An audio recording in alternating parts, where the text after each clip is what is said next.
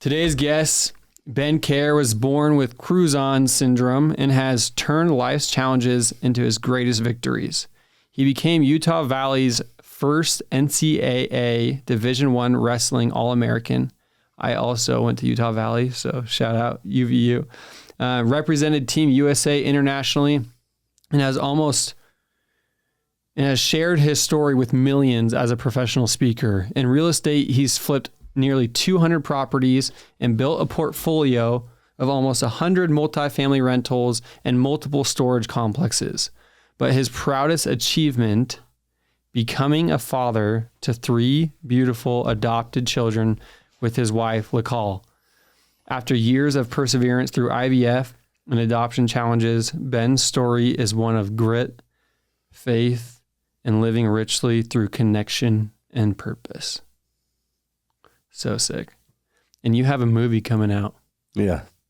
Is the movie going to dive into all of that? All of it, baby. I love it. January 23rd, we're branding it 123.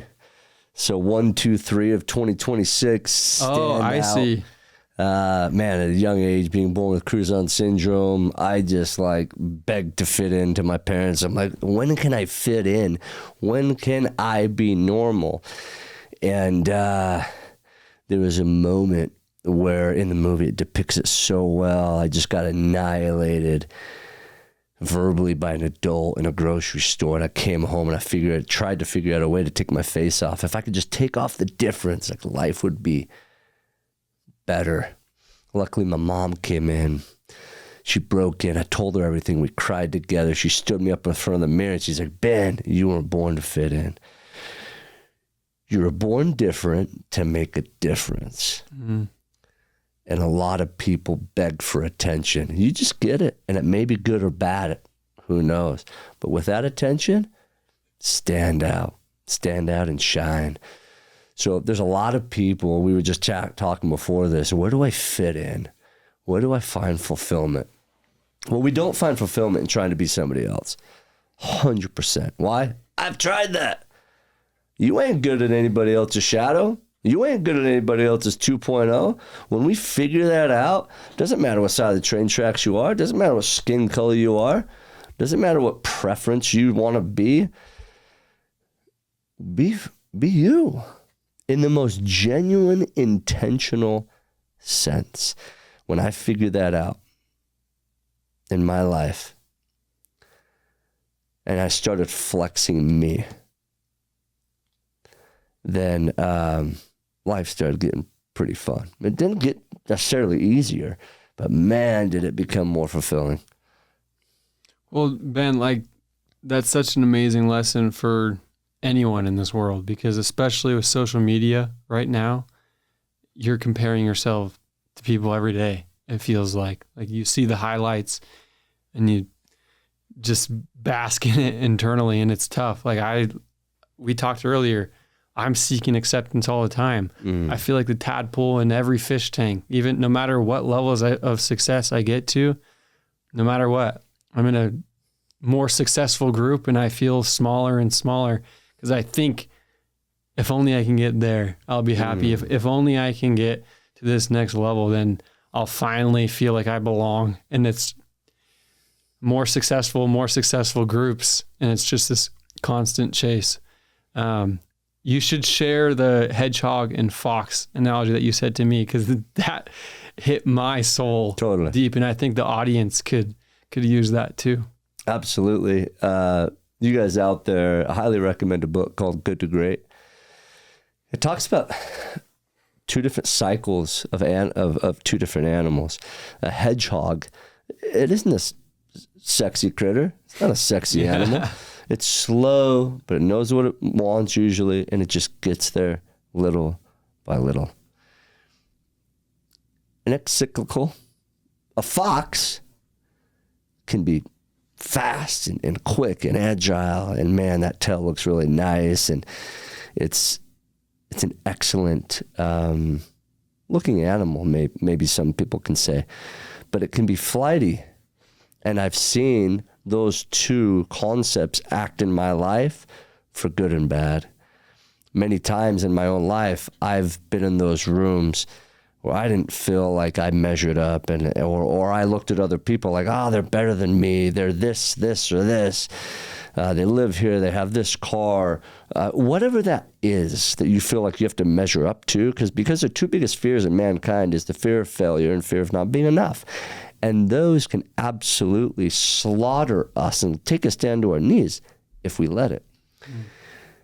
So I've seen that flightiness in my life when I feel like I have to be the fox, like jumping to what is next, where the hedgehog just keeps doing its thing again and again and again. It's confident in his own skin, and he is more and more and more efficient. It doesn't mean that you don't climb the mountain. It just means that you just keep going. It's nothing too exciting. There's another great book called Chop Wood, Carry Water. And it's talking about incredible things come down to that. You have to chop wood to get warmth, and you have to carry water to bathe and just sustain life. Like, this is what you have to do. There's no secret to it. It's got to be done. There's no sexy shortcut. It's got to be done. And so at the end of the day, to be the best version of us, things have just got to be done. The work has got to be done. The internal acceptance gets to be there. I've been in some rooms with some incredible people, superstars, right? You'd be surprised at how they're wondering if they love themselves, right? You'd be surprised at how unfulfilled they are. You'd be surprised at how empty they are inside. Robin Williams, perfect example. One of the most brilliant actors, comedians in the world. I would have loved to have seen him in a room right before he took his life and seen like, what was that fake facade that he was putting on to say everything was okay? Man, I've been lucky. I've been blessed because, man, my difference is like right here. It's my face. It's the first thing you see. What a blessing. What a gift that it's not something so hidden from the world. That's the danger, man. That's the danger. So the question is this. As we go out in the world, we're going to be in every single room. Man, you want to know if the real flex is? The true flex today ain't money. It ain't riches. It ain't fame. It's internal peace. Whatever messes with that, that's the enemy. You know what the problem is? We're that freaking enemy. Yeah. We're that. Things are going great. And it's not that we're not living too comfortable. It's because we get good in chaos. I'll speak for myself. I got so good at performing in chaos that when things were going great, because I actually worked through the chaos and the peace came, I created more chaos. Because I didn't think I was like living big enough. So guess what chaos I brought in my life, whatever it took to make me feel like I had to grind again. It didn't serve me, and it didn't serve my wife. And it for sure doesn't serve the peace of my kids. And so as we've talked about this. Feels like you're speaking directly to me because it's my situation right now. I'm speaking directly to me, man. You feel that because we go through that. Yeah. The world goes through this. We go through this. What's it going to take to get there? How am I going to get there until we never freaking find peace? I was on the phone call not too long ago with a billionaire, billionaire, mega gobs of money. And he lost everything to get there. He thought, once I get to this, then I will be, and he lost it all to get there. That ain't the thing. It's how do we get there in peace way before that. That's something that I don't think money can buy. I agree. Ben, that's powerful. And yeah, it does feel like you're speaking to me, but I know how many people in this world could use that.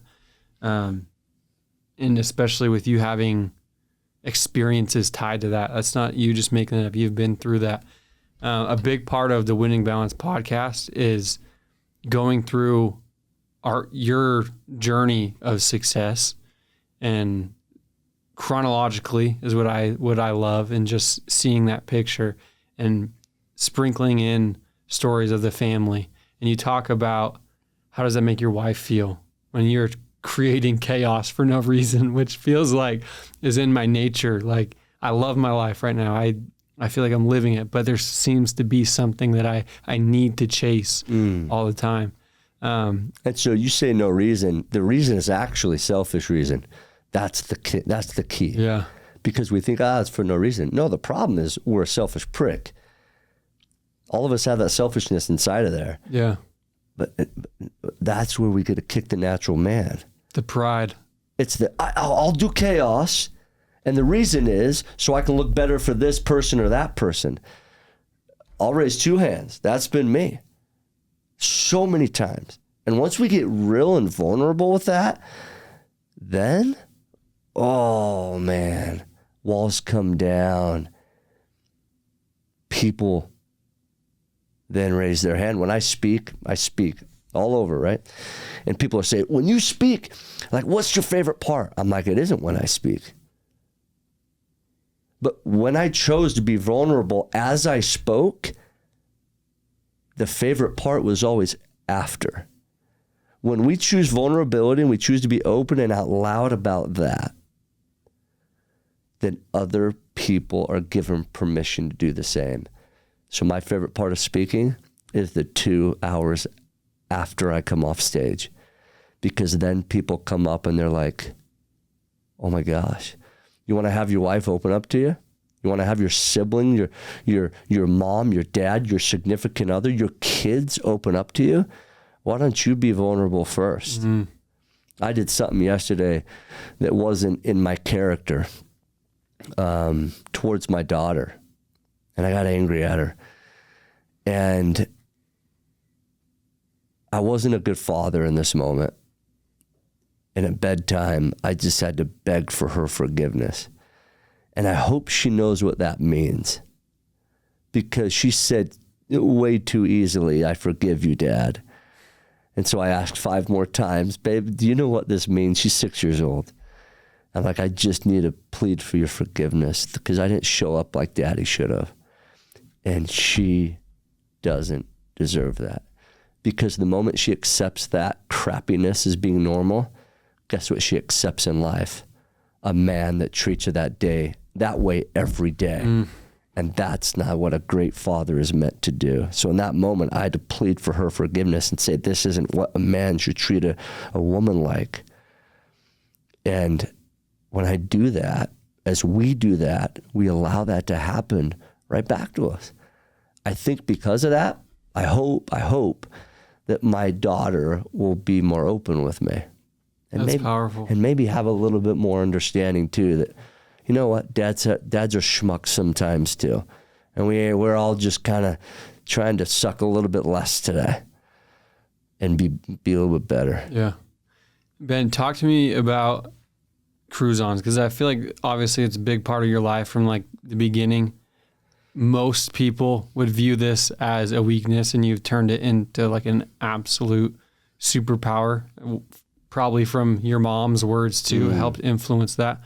Talk to me, I mean, for the viewers and for myself, like what even is Crouzon syndrome? Like, talk to me about the effects it has on you as a human. Yeah, Crouzon syndrome is a craniofacial difference. In other words, I look different, and real different depending on how many surgeries I had. So it affects the mid part of the face, and the doctors would say, hey, listen, like in your growth stages of life, 1, 5, and when you hit maturity and puberty and stuff like that, your face is going to change. And my family already has a prominent lower jaw, but like you're not going to be able to eat properly. You're going to have massive underbites because the mid part of the face is going to be stunted in its growth. and then parts of your forehead, parts of your eyes, and then your head. They would cut my head open from ear to ear. They'd put a trach in my throat. They'd take a hip from my, or bones from my hip, put it in my face. So it wasn't like a,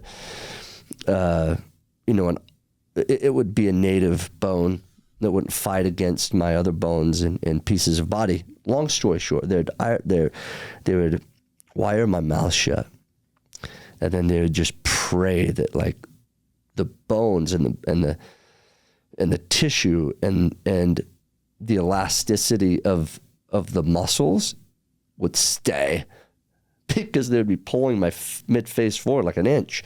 And then they would say, pack it.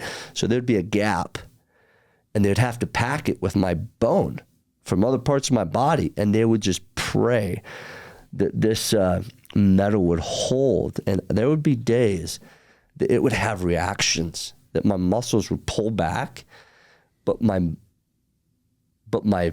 jaw would be wired shut. And so it would pull on my teeth. I don't think I've told a lot of people that.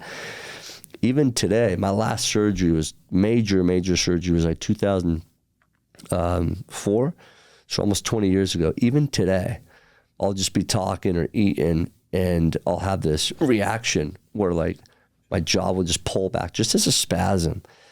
But it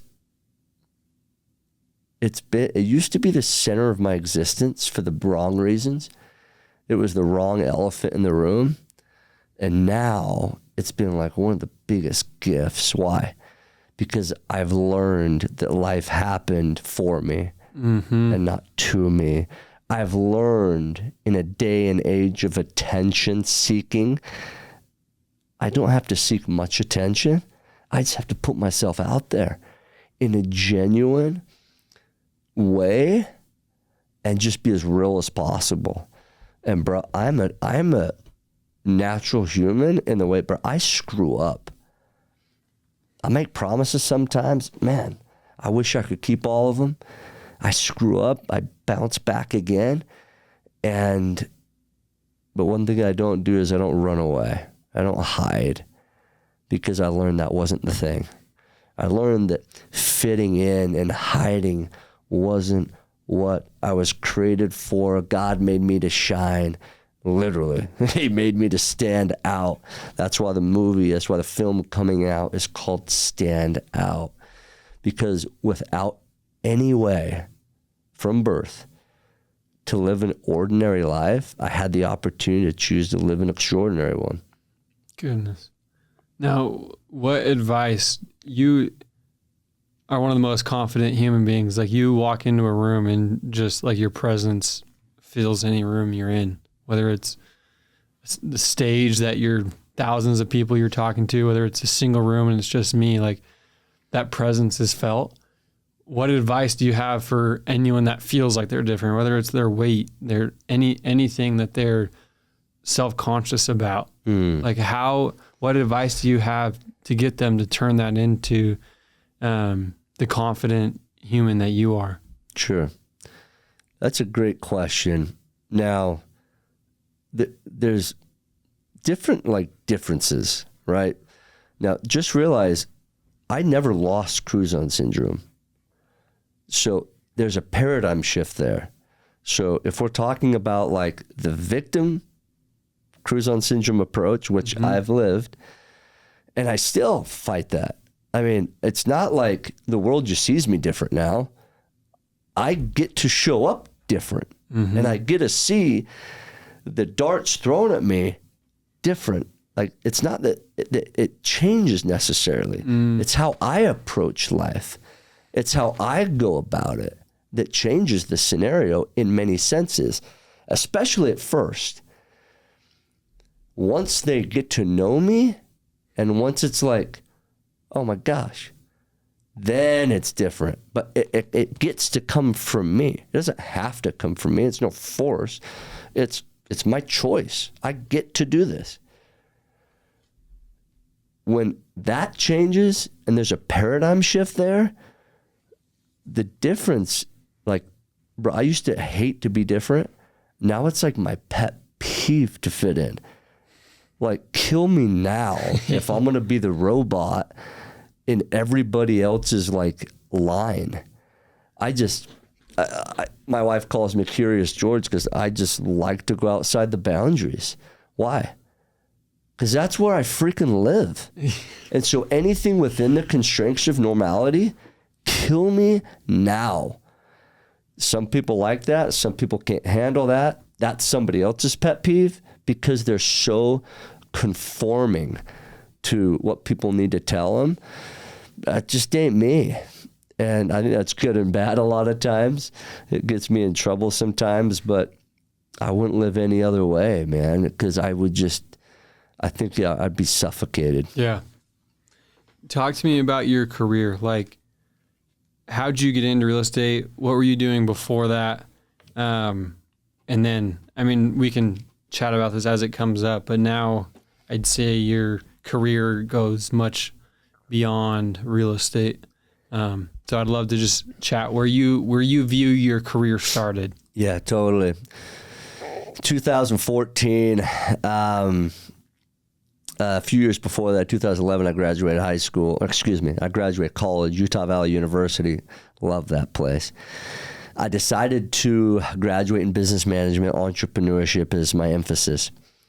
But whether you like school or not, it's going to tell you to work for other people the majority of the time.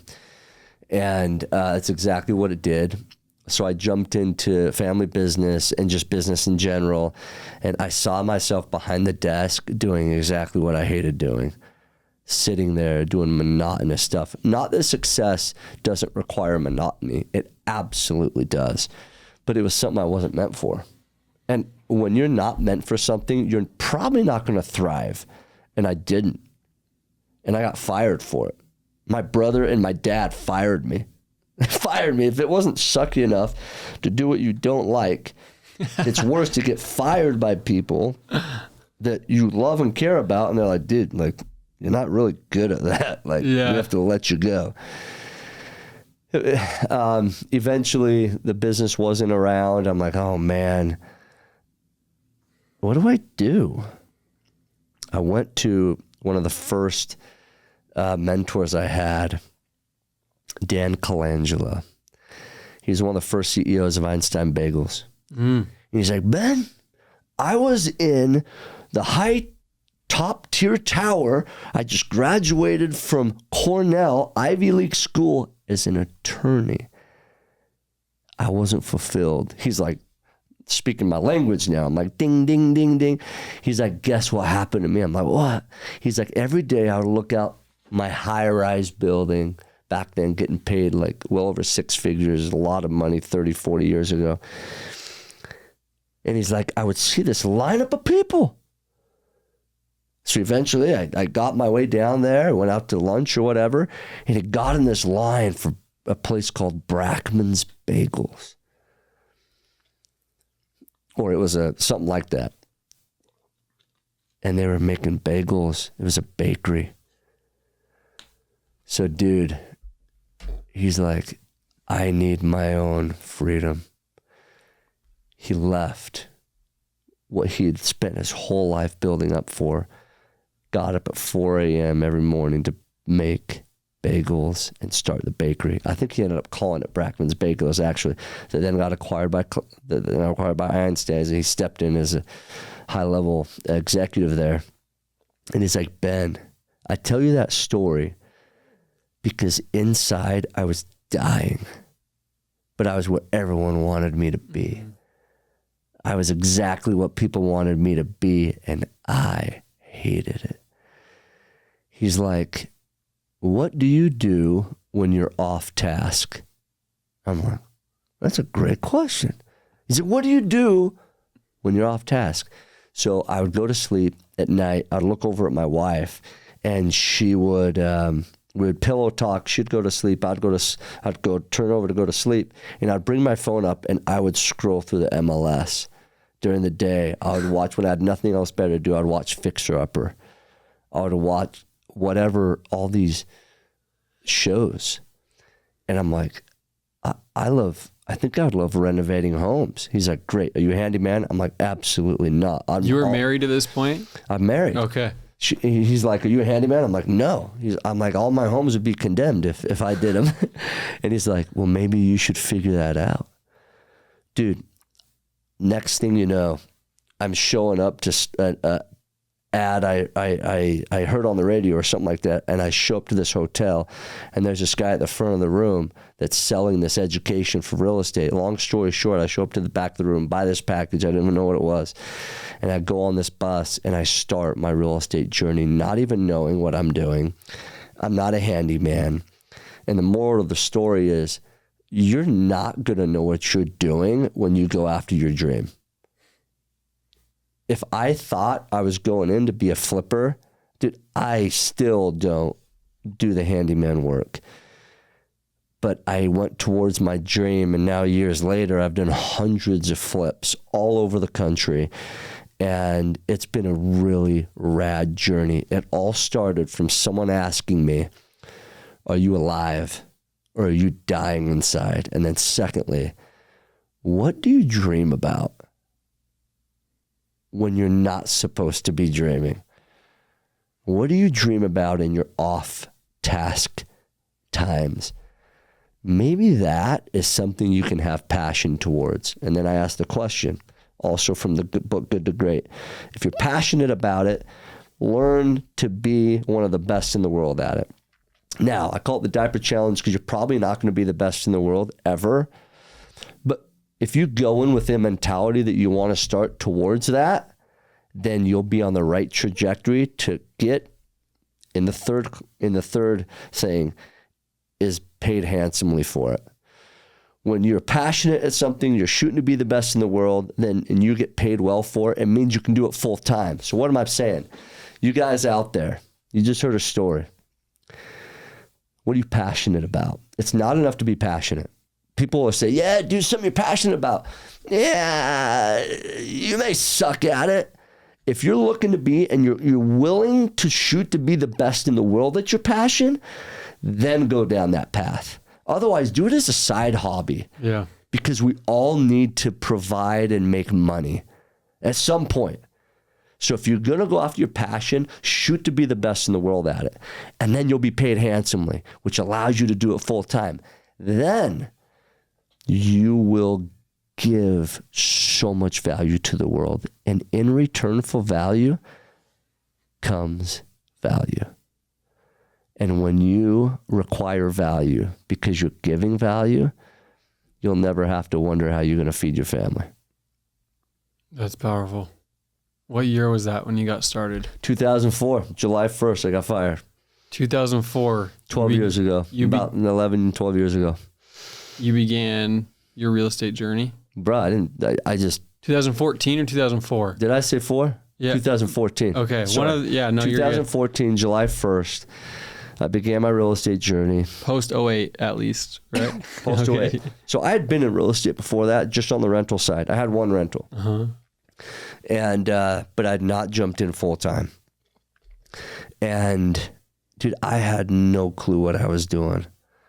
There's still a lot I don't understand, because once you get in deep enough, you'll really realize how dumb you are. The moment you say you know everything, bro, get me out of the room with that guy. The more I understand, the more I realize I don't understand. There's so much I'm just missing out on. So you keep down the path of trying to be better and be the best in the world, and you'll figure out, man, there's a long ways to go. Yeah, that hypes me up. And I'll be the first to say that I suck at flipping. Like I've probably done 7 to 10 flips, and back in the COVID days, everyone made money, right? Like it didn't take anything. And the last few that I've done, I just dropped the ball in construction every time. Like my wife is more handy than me, but I don't even put the effort into learning like with subs. So I have a lot of respect for you guys that make it work. Even in today's market, like let's start, like talk to me about today's market. Cause from my lens, it's been a wild one. Like, dude, it's crazy. It's crazy. Yeah. and I can't pin it. So I'd love to, like, what are your thoughts on today's market and where do you see it going? I could totally be wrong. Here's what I read. As I've dissected kind of what the market shows, there is way more sellers than there are buyers. Mm-hmm. Way more sellers. What happened? 2022, somewhere around May or June, rates doubled. Everyone got spoiled if you knew how to chew gum, walk in a straight line, and breathe. Right, you threw it up on because people stopped in 2020. I didn't. I said, my guys need to be fed. We're working. Yeah. Nobody's paying us. We're doubling down. I doubled down in 2020. I did exactly what Warren Buffett said. Be greedy when no one's greedy and do the opposite. Be fearful when others are fearful. Yes. I love it. When others are greedy. Yeah, sorry. Be fearful when others are greedy. And then when people aren't greedy, be greedy. Jump in. I call it the fire in the house. Dude, when there's a fire in the house, go in and go in with s'mores, brother, because you're going to be cooking it up. Mm-hmm. I've done that. I went in deep, so deep that I just started cooking too many s'mores. 2022 hit. I'm carrying like 5 properties in between $2 and $5 million bucks. Imagine all of a sudden the availability of funds doubling in price when you're holding that. Everything becomes twice as expensive, technically. Yeah. The affordability factor, like, it's cut in half. I got punched in the gut. So what happened? I'm just talking about my own personal experience. That's all I can say is truth. So I come out of that just crawling, just limping, man. And you'll hear people will try to put up a facade. Bruh, it can be a tough market or it can be a killer market depending on where you're sitting. In my area, flipping, it was tough because you were buying at a 3% rate or relativity to that and selling at double that. And so there's a lot of people that were in the flipping game that had held something that now double, and you're just like, oh my gosh.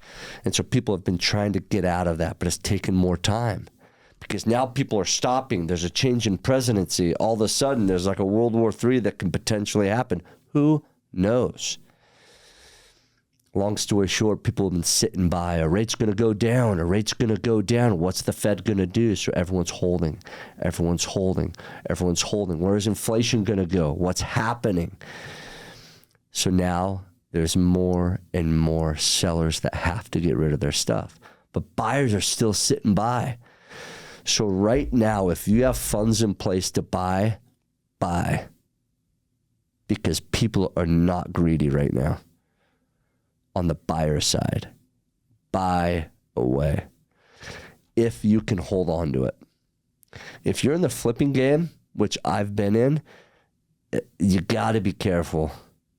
You got to be careful. You have to buy low and just be super strategic, knowing it's going to sit on the market with not a ton of buyers, unless by the time you buy and then sell, something changes with interest rates.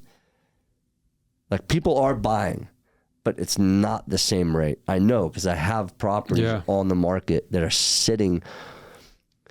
It has been the slowest market on the buy side that we've seen in probably 13 years. It's insane. I was talking with a friend the other day. I'm like, how are you? I was not active in the downturn. How does this feel? Yeah, it reminds me of it. I'm like, dang, tell me about it. So if you're in the game and you're a flipper, be very strategic and know that you may hold on to the property, but you're going to be able to buy well. Again, if you have money, buy away if you can hold on to these assets. I feel like more and more with the change in COVID. So what's the future hold? I'll tell you this. With the change in, I think we'll always be safe with residential. With the change in COVID, I think that there was a complete change in commercial markets. Why? People realize they don't have to show up to a brick and mortar. Everything was a forced change that allowed technology to evolve. What does that mean? Commercial will go on a heavy discounted sale if you haven't seen it already. So I'd be ready for that. And what's the future? What are people moving into?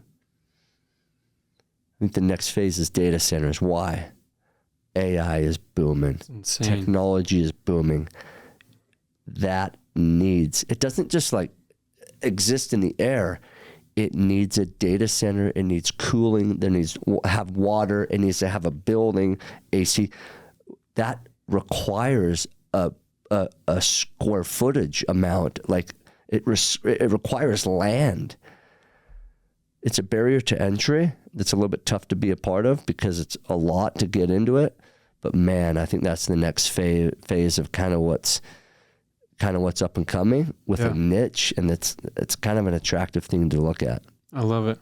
Talk to me about conversations with your wife as you got caught with those properties. Like before recording, told you I lost 180 grand on a sub 2 deal. That's what turned me into the seller finance guy. That was not easy coming home as the provider, having this identity of putting food on the table. You have a mortgage, you have all this resting on your shoulders, and it hurts. Yeah. Anyways, like, talk to me about your conversations with your wife when you're caught holding these properties. This is where you find out what love is. Having the conversations of worst case scenario. And frankly, here in the U.S., it ain't that bad. Yeah. Like shelter and food. Yeah, that's paid for, by the way. Like we've all been behind someone. If you haven't, you should try it. Get behind someone that has food stamps. They're probably buying more expensive food than you anyway. Yeah. I've been behind people before. I'm like, man, those T-bone steaks look good. Yeah. How come they have 2 cell phones? Yeah. And then they pay with food stamps. I'm like, I need to get on that program because we're all paying for it, whether we're using them or not. Exactly. What's worst case scenario? And once you come down to what that looks like, it's usually not a physical detrimental fear, danger. Yeah. It's an emotional ego hit. So let's talk about that.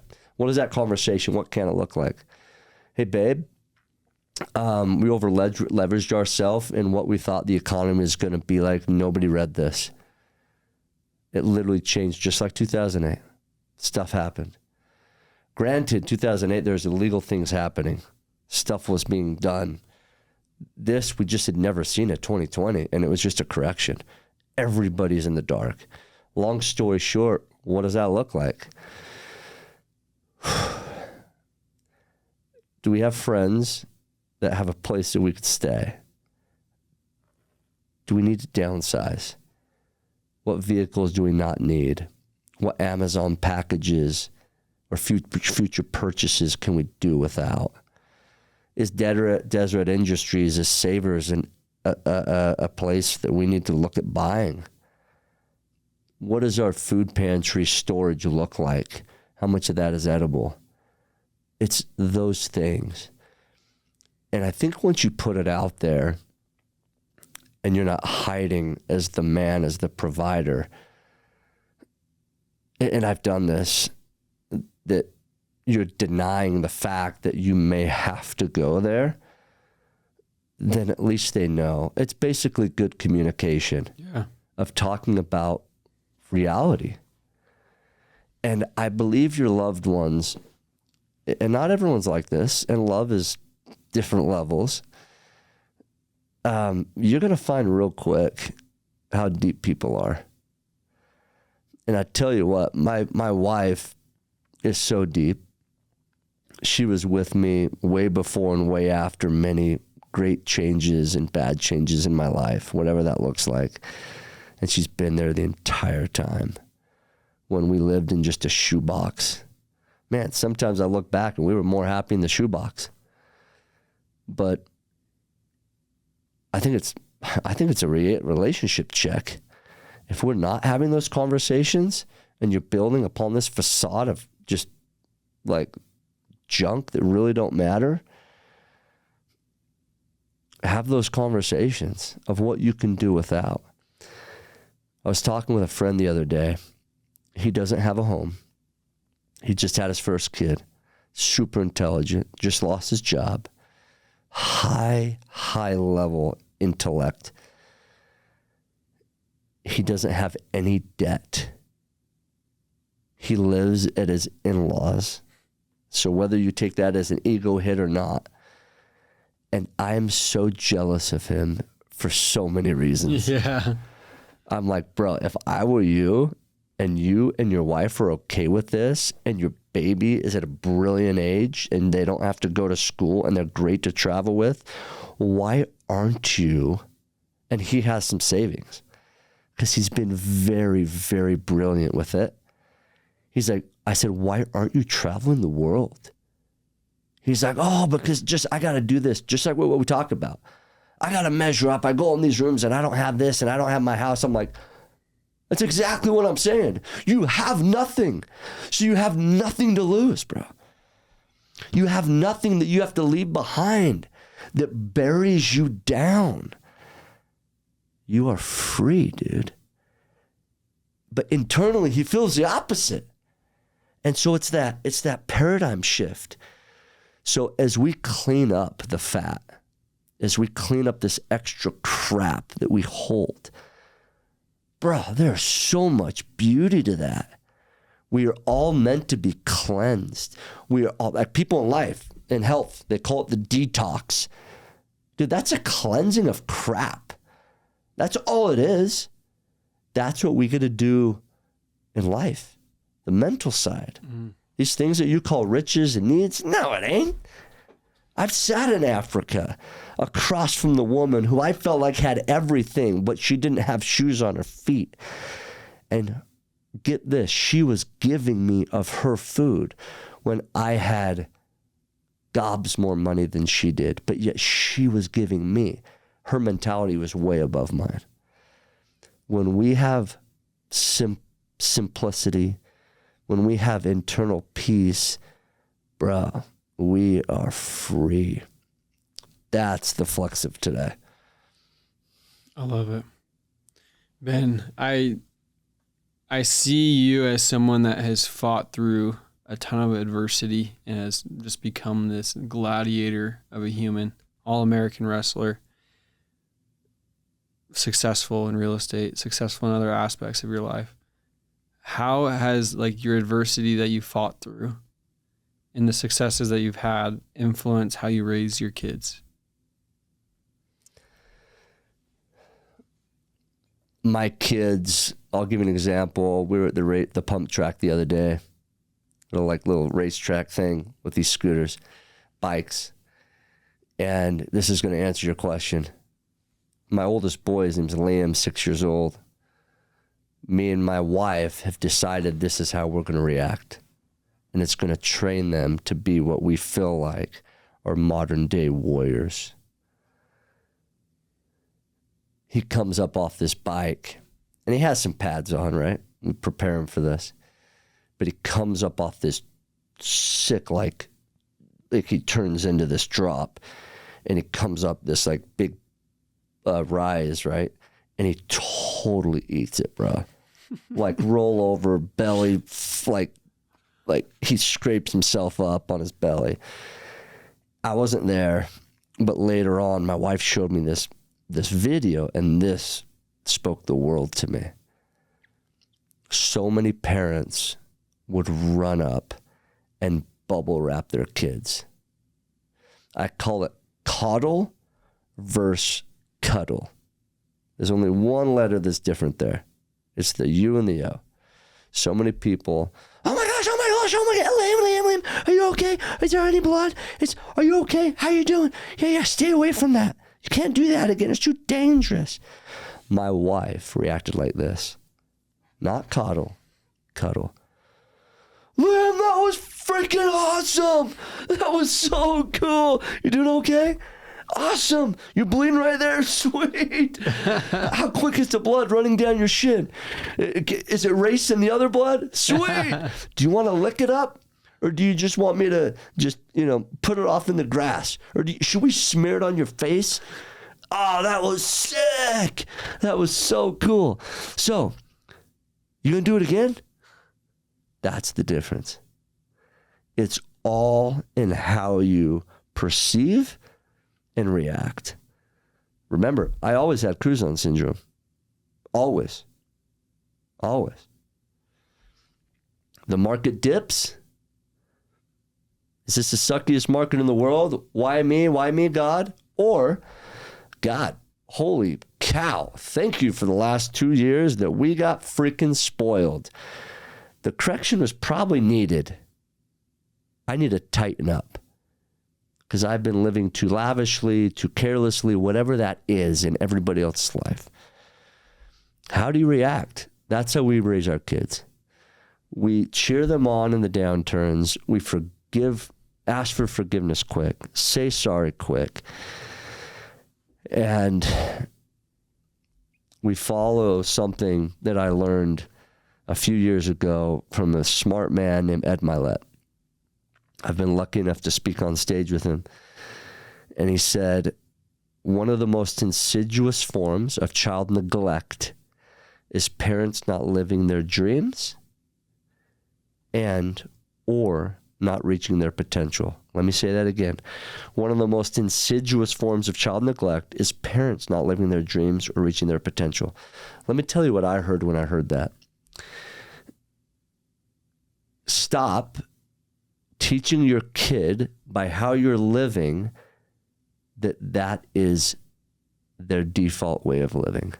How dare you play small? When I heard child neglect, I heard child abuse. What if your kid only understands how to live and dream by watching you?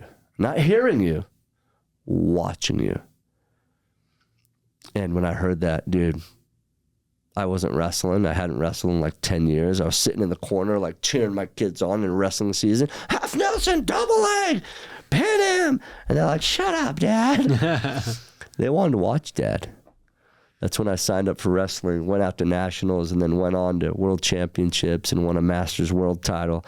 And guess who didn't listen to Dad talk about wrestling? Guess who watched Dad? They did. They watched Dad perform. They watched me fail. They watched me succeed. And they didn't freaking care either way.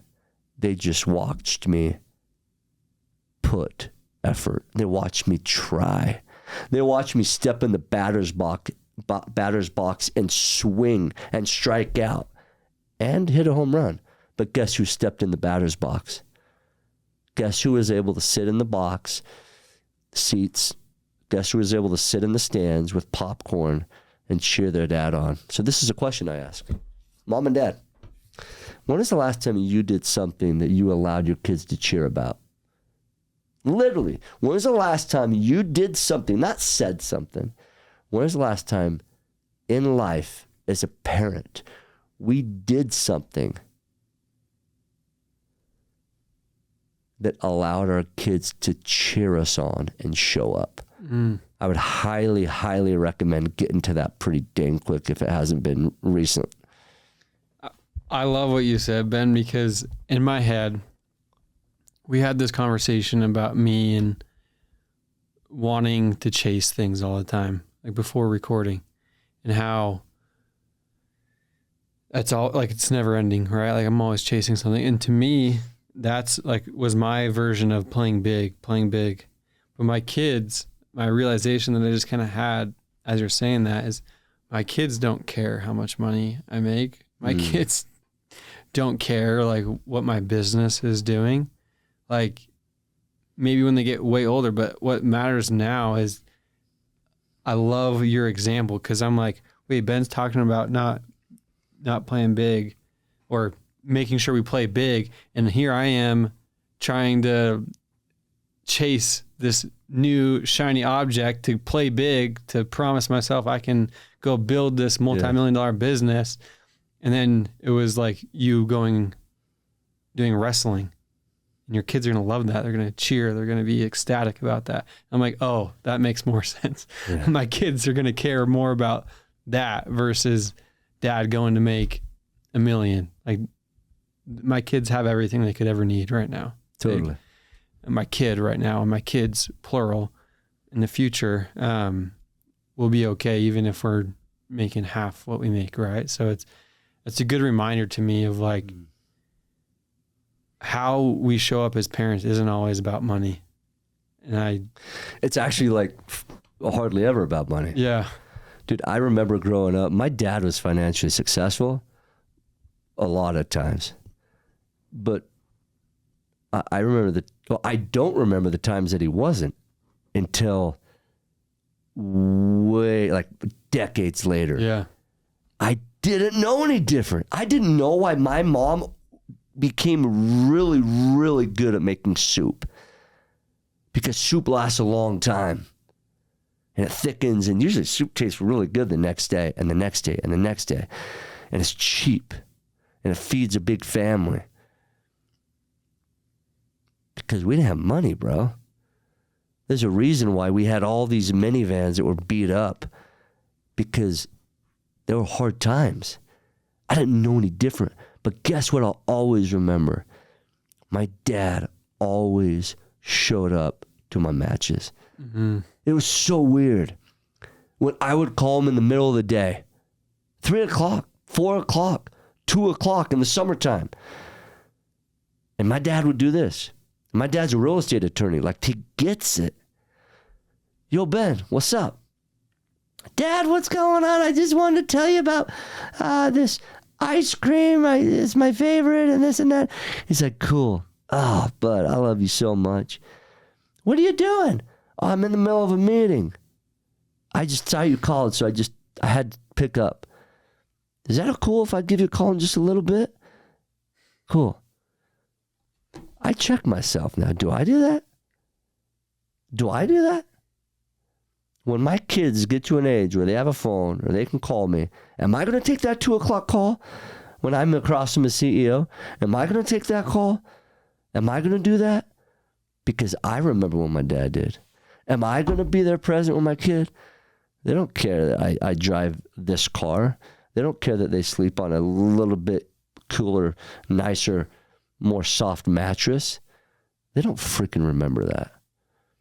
They remember the presence. They remember the intention. And they remember if their dad and mom had a peaceful relationship. Mm-hmm. Those are the differences. Now, is money evil? Heck no. It's such a brilliant thing.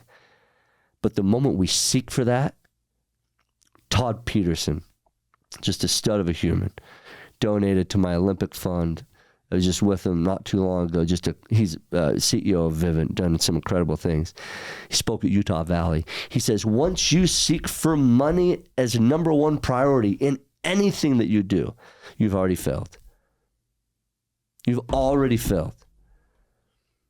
Man, I have sought for money way too much in so many areas of my life, and I failed because of it. And I didn't show up as my authentic me, and I came across like just a schmuck, right? Whereas there's been times in my life where I've lost, and the deal hasn't went as brilliant as it should have, or the market changed and you get caught with crap on your face and your partner's like, we were supposed to make money, you owe me money, or we owe money, and you're like, you're right, and I don't have it. So guess what?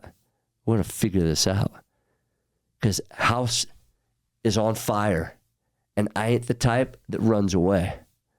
So we're gonna figure out how we deal with this, because we may not have the money right now because we have these unforeseen things, or maybe we just weren't a good steward. That happens too. But I ain't leaving. Let's talk about it. That's who I want to be around. Those are the people who are willing to sit in the suck and talk about it. Those are the people that you'll go to war with, man. Not the people that are there just for the wins. We can talk about wins all the time. Let's talk about the crappy times. Many times when I borrow people's money in investing, I don't talk about what happens. As a matter of fact, well, let me say this. I don't talk about what happens just when we win. As a matter of fact, like one of the first things I talk about is, if I die, let's talk about what happens. If we lose money, let's talk about what happens. Because the last thing I want is when my wife loses me and I owe you money, because that would be the case if I died. I don't want to put my wife in a situation where you have to come to my funeral and say, I'm sorry for your husband. By the way, he owes me this money. I never want to put my family in that situation. And I don't want to put other people in that situation. Yeah. When people are willing to talk about that, and then they're willing to fall on their freaking face, feel humiliated, and not run, bro, I'll put my hands together for people like that all day. The real people. Those are the real people. The character shines through the... Character shines. Now, it's not fun in those moments. Of course. It sucks to be in those moments. But do you run? There's been many times where, man, I've been in that moment. I'm like, man, this ain't me. Come on. And you just feel that disgusting feeling inside, and you go to the natural man, or you go to the, me. You go to the ego real quick. It's scary. And we all have that. And it's a 100%. Hard decision to have. Yeah. But those character building moments is where you really see a lot of people. True versions of themselves, either one way or the other. Ben, one final question. Our hours come quick, and I've genuinely enjoyed this conversation, and I know how much value you give, and I'm appreciative of that. Utah is a unique place. This is a question I ask every guest on this show. Utah is a unique place where we value money. We really do. And we value family. And I feel like that mix is rare. And I think we all need some guidance. Like, what advice do you give to us that strive for both and to keep family in check as we're chasing this success? Like in one sentence, you can expand on that, of course, but what advice do you have? Intention. Hands down, number one. If you value money for other people's approval, then your intention is absolutely backwards. Period. Get out of that egocentric approach and just lose it. Hands down. You are valuing other people's approval. Fear of failure, fear of not being enough. You are in the wrong mentality. That will eat you up, and you will never achieve it. Ever. There will always be someone that disapproves. Let's remember, Jesus Christ died because he got killed. The dude was perfect. We strive for perfection in front of other people, and then we're like, why am I getting killed? Nah, always someone will be disapproving of you. Mm-hmm. So why chase that? Chase intention, chase fulfillment in the right way. True fulfillment in the right way. And that's hard because some people's version and definition of fulfillment and intention is not yours. So that's where you got to check yourself. Am I living in a pure, intentional space? Or is my intentional space egocentric? And then that's where life gets dangerous. If what you feel is right really isn't. And that's where it really pays off to have really good people around you that will call you out. I love it. True friends. Thanks so much for jumping on, Ben. I appreciate you. God bless, brother.